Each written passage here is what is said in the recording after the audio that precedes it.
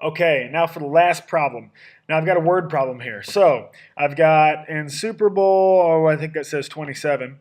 The Houston Oilers, this is a fake Super Bowl, by the way. The Houston Oilers scored 48 points.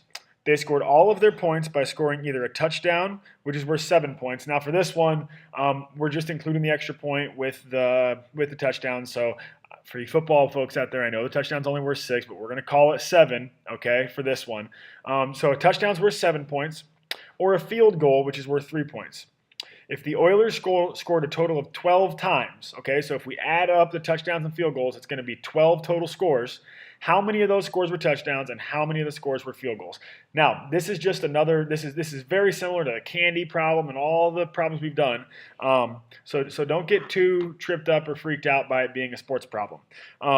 So first, we have to write an equation that represents the total number of points that the Oilers scored.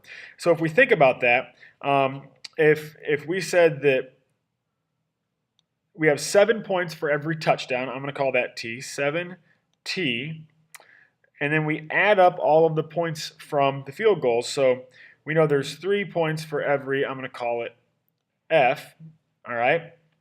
So 7 points for every touchdown and 3 points for every field goal, where T is the number of touchdowns, F is the number of field goals.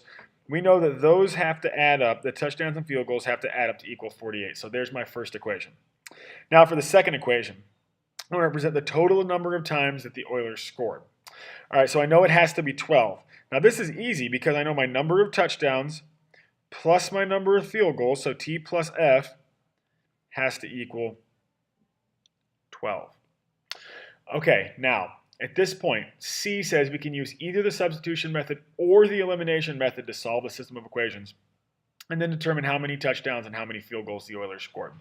You guys saw a lot of examples where we used substitution. I'm going to go ahead and do this one using elimination, just so we see a different way to do it. So I'm going to write this thing out. 7T plus 3F equals 48, and T plus F equals 12. Now, right away, nothing can cancel.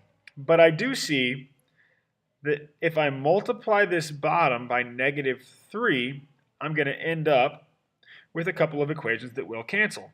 So I'm going to zoom in here a little bit. There we go. All right, so I end up with, I rewrite this one, 7T plus 3F equals 48.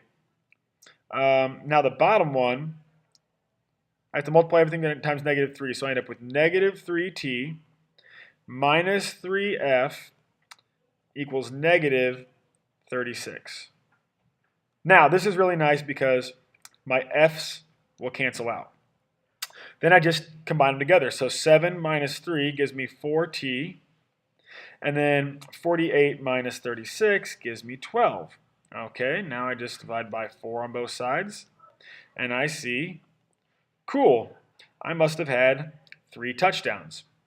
Okay, now if I have 3 touchdowns, I'm going to take this thing, I'm going to plug back into this original equation, all right? So I'm going to plug back into this equation right here. Quiet. So I put a 3 in for T, so I've got 3 plus F equals 12. I subtract 3 from both sides, and I know that F must be 9. So I'm going to have 9 field goals, 3 touchdowns. So 3 touchdowns, 9 field goals, and we're good.